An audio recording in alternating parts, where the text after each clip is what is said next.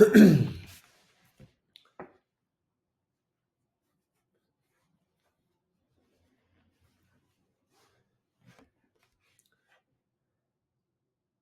guys, I want to do a quick tutorial video and show you how to write an offer using dotloop and the other tools that we'll have here in front of us. So I'm going to jump straight in, and we're going to need really two things. You're going to need dotloop and the MLS. And so I'm going to pull up dotloop here. We're going to start by creating a loop for our client.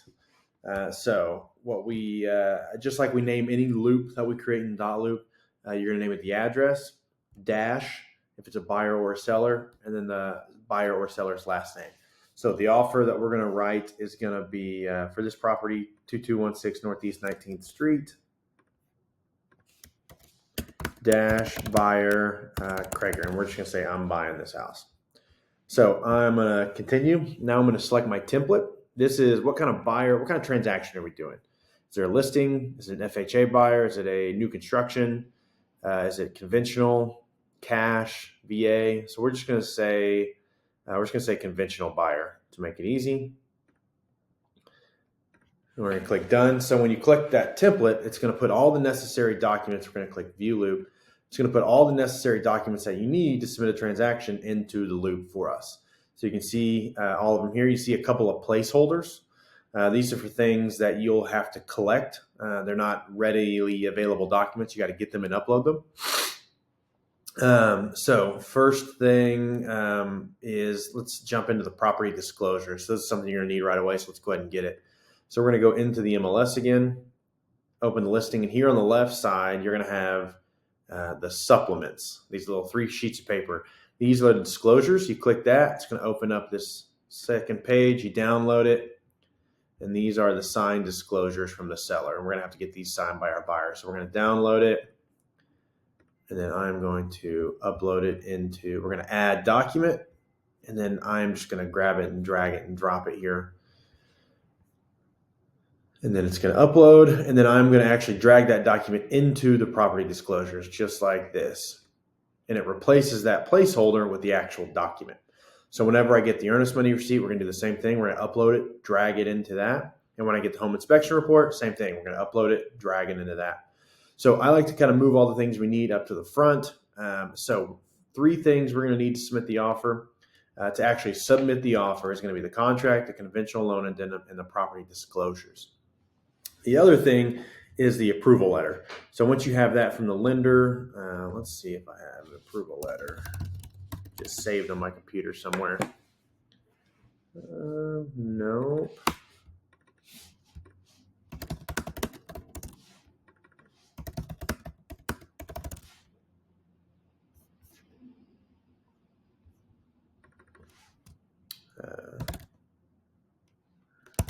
I'm going to call it prequal maybe. Sorry guys, should have this pulled up. Here we go, Gary Prequal. Don't know who that is. So we're just going to upload the prequal. So, okay, again, to submit the offer, the minimum things that we need are going to be the pre-qualification letter, the approval letter, proof of funds, the contract, the loan addendum, whether it be FHA, VA, conventional, USDA, or whatever else, and the property condition disclosures. These are the 4 things you need to complete an actual full offer.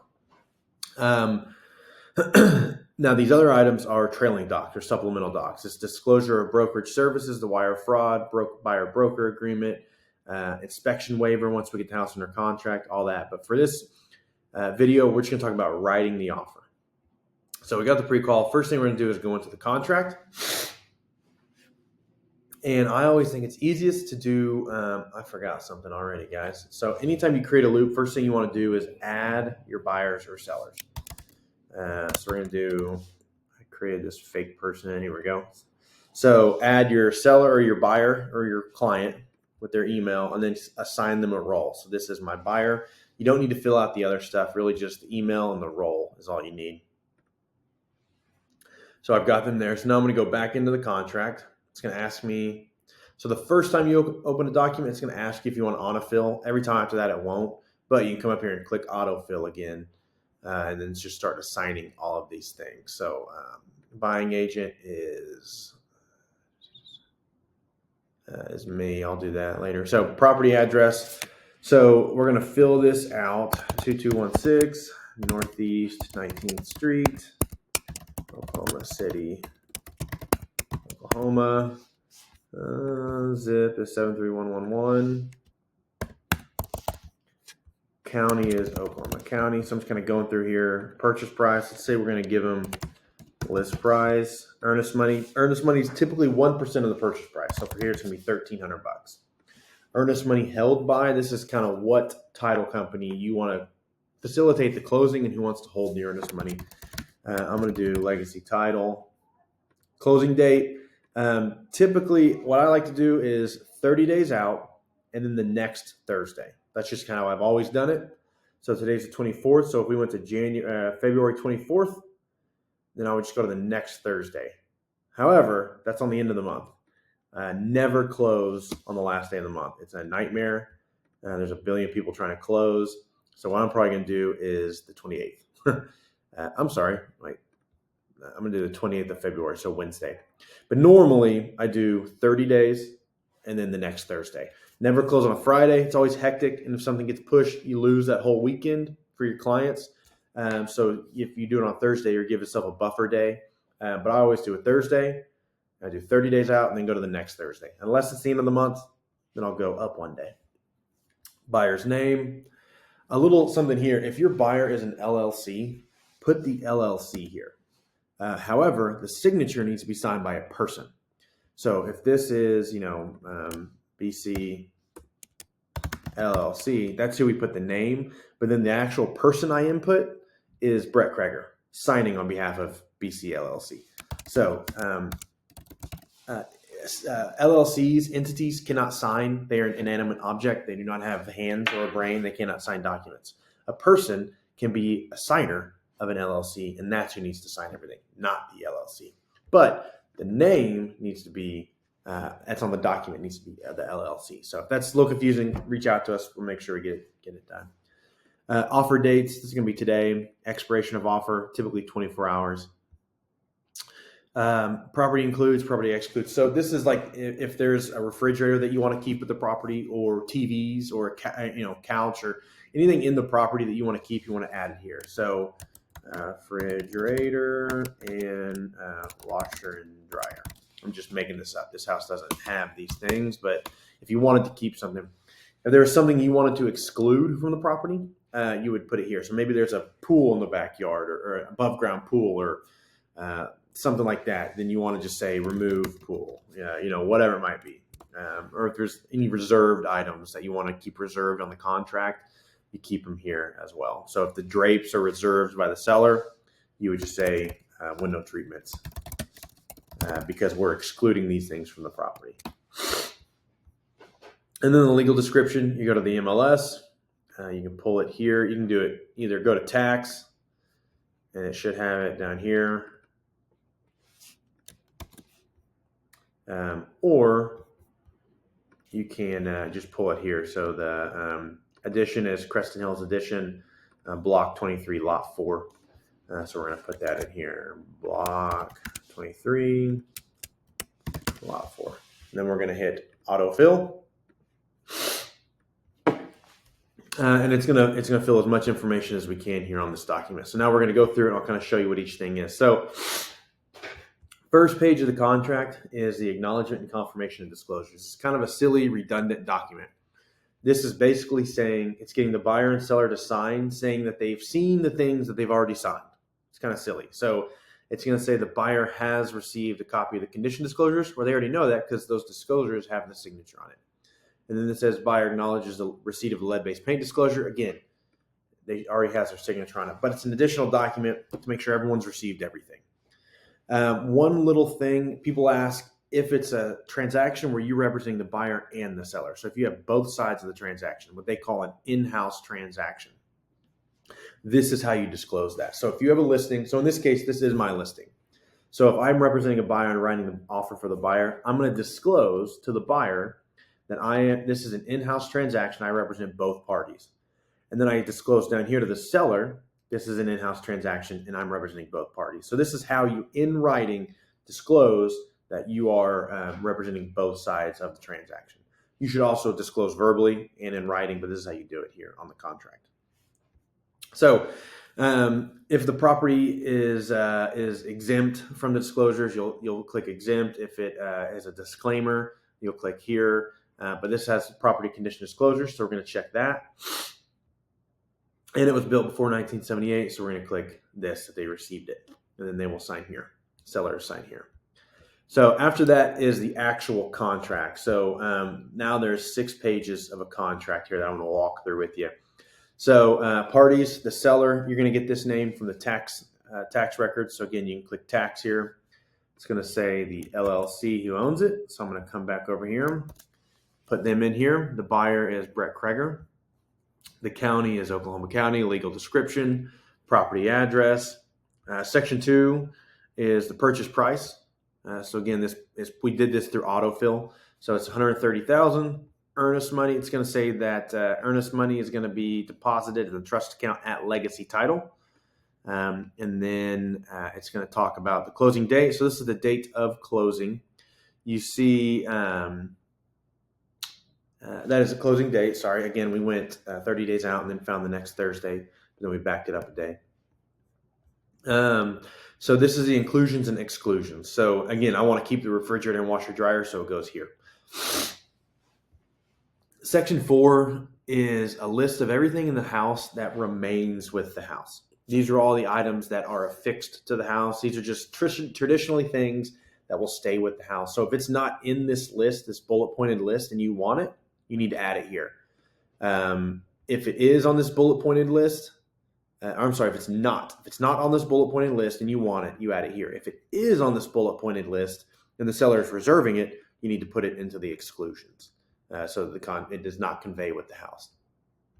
So number 5, time periods specified in the contract. So the time reference date is the date that your inspection period begins. So I always just leave it blank because it says, last sentence, if left blank, the time reference date shall be the 3rd day after the last signature.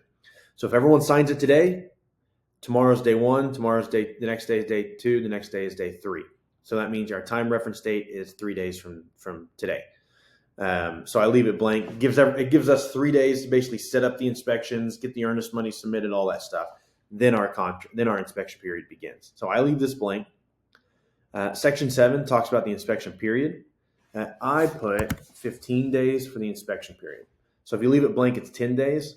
But I like 15 because if there's something, if the inspector finds something and they tell you need to get a plumber out or a foundation company to come out or something like that, gives you a couple extra days to actually set up that other inspection so that you don't miss your time periods. So really, it's a 15-day inspection period, but really we have 18 days because there's 3 days built in here and then 15 days built in here. So I always set up 15 here. We're going to scroll down the next items. Nothing really on here to update or again, read through the contract. This talks about the time periods and the inspection period. We have a certain amount of time to submit our TRR, which is our request for repairs. They have a certain amount of time to respond, stuff like that, but nothing to submit. So Section 10B talks about title commitment. Your buyers have 2 options. They can get an actual title commitment or they can get an attorney's opinion, title opinion. The title commitment comes with title insurance. Attorney's opinion is cheaper, but comes with no insurance, no guarantee. If the attorney's wrong, hopefully they fix it, but they might not also. So and if they're getting a loan, the bank will always require a commitment. But if they're buying it cash, they have the ability to do an opinion, but it only saves them a couple $100. It's not usually worth it. So I'd always recommend an opinion. So the land or boundary survey report, a couple different options. A mortgage inspection report is the most common. This is like a desktop survey. They're going to go to the county, they're going to pull records, they're going to go look at everything that's been filed, and they're going to basically do a survey, but just from looking at the computer. They're not actually going to drive out and do a full pin stake survey like you could do here. So if you're buying land that is not platted, 10 plus acres, a full survey might be necessary. Could be thousands of dollars, but it might be necessary. Or the buyer could say, I don't want anything. But if it's platted, you're in the city, normal house in a neighborhood, 99.9% of the time, you're going to do a mortgage inspection report. Another little thing, it's called a mortgage inspection report, but they even do them on cash offers when there's no mortgage. So I promise your cash buyer will be like, why am I paying for this? It's actually just a desktop survey. I don't know why they call it that. Again, more pieces. So item 12 is a residential service agreement, which is another term for a home warranty. Does your buyer want a home warranty? So if they don't, we're going to click A, buyer shall not be covered. If the seller already has one that buyer is going to take over, then we click B. If there's not one and the buyer wants one, we're going to click C. And there's a couple options here. So this says property shall be covered by residential service agreement selected by the buyer at an approximate cost of. So this is how much the warranty is going to cost. Get with your warranty provider, but we can normally get some pretty good ones for about $650. Now the second piece is, do you want to pay for it or do you want the seller to pay for it? So this says seller agrees to pay blank and buyer agrees to pay the balance. So if I want the seller to pay for all of it, I'm going to put $650. So you see I put $650 is the cost and $650 is what I want the seller to pay. If I want the seller to pay for none of it, I'm the buyer and I just want to pay for all of it, then they'll put 0 here because that means we're getting one, but the seller pays 0. Or you can split it and say they want us to pay half or anything in the middle. So that's how you fill this out. So in this instance, we're just going to say there's no warranty. Additional provisions, this is where you want to put anything else that is pertinent to the contract. If there's a broken fence and you want the fence to be broken, seller to replace fence. If you are related to if you are buying the house yourself, you can say buyer is a licensed agent, or you can say buyer is related to, or let's see, agent is related to buyer. Anything that you need to disclose, any additional items you want to add to the contract, go here. A lot of people put statements about the termites in here. So anything additional that's not covered in the normal paragraphs, you can add here as an additional provision. Don't put closing costs in here. That's not where it goes. Unless it's a cash offer, then you put it here. And then this is the last page, signature page. So item 20 is a termination of offer. So we're getting the offer signed today. Tomorrow is when the offer expires at 5 p.m. So the seller has till tomorrow at 5 p.m. to respond to our offer, or it terminates, meaning we have to rewrite another one. Now, this is really just a suggestion. Offers expire all the time before there's an answer. But really what this means is if the seller signs it after 5 p.m., it doesn't matter. I have to approve it to be signed. So if the seller signs it before 5 p.m., it's a valid offer and we go under contract. So this is just an expiration. It's really a request to respond by this time. If the sellers reject the offer, they'll sign it here. Normally there's a counter offer though. Then we go into this piece. So it autofills the name, seller signs here. Buyer signs here. The sellers will sign here. And this is where you put your associate information. So you're going to type in all your information, 160-868, Copper Creek, all this information, associate email, phone number. I am a nice realtor, so I like to fill this out for the listing agent. It takes like 3 extra minutes, so I like to do it. So what you do is you go to the MLS, and you just find all that information down here in the listing agent information. So I am the listing agent, so it's easy to fill out, but you just go down, you grab their name. It's Krager. His license number is right here. Grab it. The company name is right here. Super easy. We're just copying and pasting all this information. It's annoying, but it's nice that if you're the listing agent and someone fills it out for you, you feel real happy about it. It makes you like the person. So we're going to fill all this out. The address. The address, you have to actually click on the office, and then you'll find it here.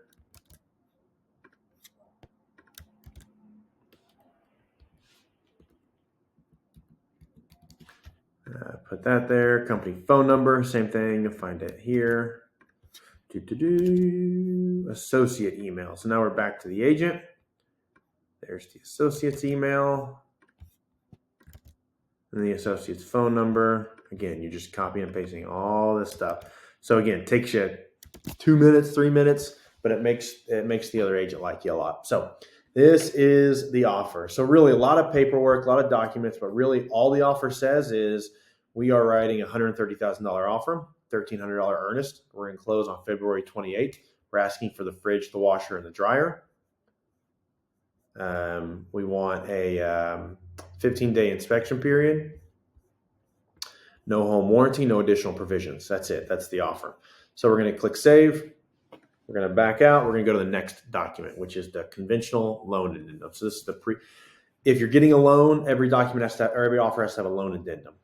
So you see this is already filled in. So we're going to click autofill. So the top of every loan addendum has the same thing. It's going to ask you the loan amount. So basically this says the contract is contingent upon buyer qualifying for a conventional loan in the amount of. So this is the loan amount. It's purchase price minus down payment. So if we're buying it for 130 and we're putting 5% down, that's $6,500. So that is going to be a loan amount of $123,500. So basically what this is saying, if for whatever reason, the contract is contingent on the buyer qualifying for this loan. So if for whatever reason the buyer loses their qualification for whatever reason, and they're not approved for this, then they can back out of the contract. On FHA addendums, there's more appraisal, appraised value, talks about it here, but the FHA contract has more details on the appraisal and stuff like that. But that's how you fill this out. And then the FHA document and VA document also has another line for closing costs. The conventional document doesn't, so we're going to put the closing costs in the additional provision. So what I always like to say is seller agrees to pay up to, and then the amount. So you see I have a template here. So if you start typing it, the template's going to pop up. So I just click it, and it has exactly what you should say. So if they want to ask for $4,000 in closing costs, this is what you say. Seller agrees to pay up to $4,000 towards buyer's closing costs, inspections, and prepaids. That's all it is. So this is how I like to put that in there. If they're not asking for any, don't put any. But let's just say that there are. Perfect. There you go. And then the buyer and seller sign here. So we're going to hit save. And the last piece is the property condition disclosures. Again, the last fourth document we need. So it's already filled out. So what we're going to do is add signatures to the buyer section. Add initial to the buyer section. Assign it to them. Add it to the buyer section. Sign it to them. And then add signature to the bottom page. And also initial to the bottom page. And this one, the lead-based paint is attached. So we're going to add, again, initials here. So these are the buyer acknowledgments. So we have to add them to acknowledge these two things, that the purchaser has received copies of the information. Purchaser has received the pamphlet, which comes with the offer, and that they have received a 10 days to inspect, a minimum 10 days to inspect the property, or they can waive their inspection. Then you add the signature on the purchaser agreement, and then you, as the purchasing agent, sign here. So a bunch of documents here. Basically what you're saying is the buyer reviewed these, signed it, reviewed these, signed it, reviewed these, signed it, all that stuff. So what they want to do is you want to review these before you send them. So you can send it to them and say, hey, nothing really on the disclosures. Please review and sign the disclosures. Nothing really on them except for, I don't think he put yes on anything. So really you would say nothing on the disclosures. But maybe he put yes to the age of the roof or something like that. So you can say, hey, nothing really on the disclosures except the roof was replaced in 2015 due to a hailstorm. Whatever is in this section, you can say, you can highlight for the buyer. And then they'll go through, sign and initial everything. Same thing on the lead-based. Seller has no knowledge. Seller has no records. So there's nothing here. They'll just need to initial that they received everything and then sign. So that's it for the disclosures. All right, and now we've got everything done. So what we're going to do now is send it for signatures. We're going to send it the three things that need signatures. We're going to hit share. For buyers, you can just do can sign. You don't need to fill and sign. So just click can sign, and then you're going to hit share. Now we'll hit done. You'll see that it's waiting on others. So I'm going to go to my Yahoo Mail. And so you see, this is what your buyer is going to see. Brett has sent you 3 documents for your loop, signed documents. It's going to take them here. We're going to start signing. It's going to make me sign here. It's going to pull me down here, and then here. Initial. This is what they're doing.